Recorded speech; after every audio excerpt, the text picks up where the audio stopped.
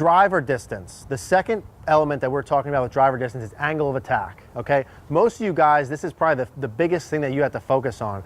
Let's assume you're not gonna increase your club head speed for whatever reason. Your speed is what it is. Let's just assume that. It doesn't have to be that way, but let's assume that. So how do I hit it as far as I possibly can? I have to hit up the most, okay? Having said that, there's a couple things that you probably wanna look at setup and then in swing. At setup, what would I be checking out? If I want to hit the ball as up as possible, the first most basic thing is tee height.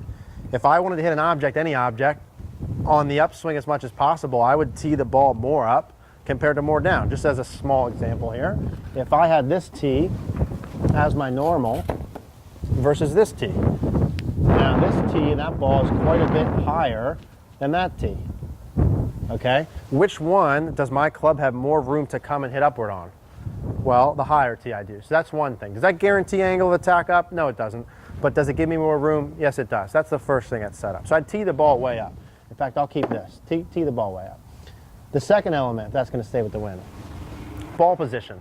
If I want to hit way up on the ball or more up, would I tee the ball more back or more forward? I'd tee it more forward, okay?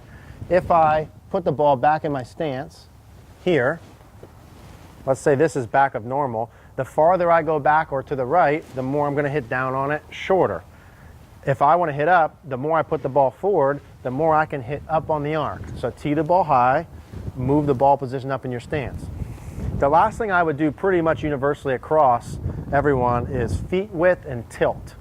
So what I mean by that is this. If I wanted to hit way up on it, I wouldn't have my feet super tight together. That can't support that in the speed. I would have my feet a little bit farther apart as a base, but more importantly, my tilt. Here I am straight up and down. If I'm this way or even this way, if I'm tilted to the left, that increases the odds of me hitting down. I see a lot of you slicers out there like this. What I'd like, if this is straight up and down, is to be tilted a little bit to the right. There's a little bit of a right side crunch, right shoulder lower. Now from here, with a little tilt, this makes it easier for me to hit up. So I do those three things first at setup.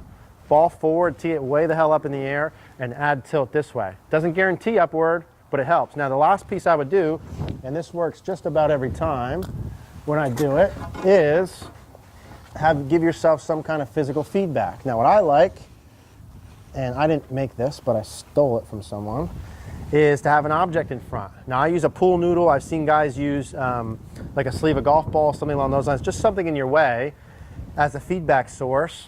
Now I typically would put this about a grip to a grip and a half in front of the golf ball, and the idea is I would start with a tee, and I want to learn how to clip the tee with my swings and go over the noodle. Like that's a little easy for me. I'd probably move it closer.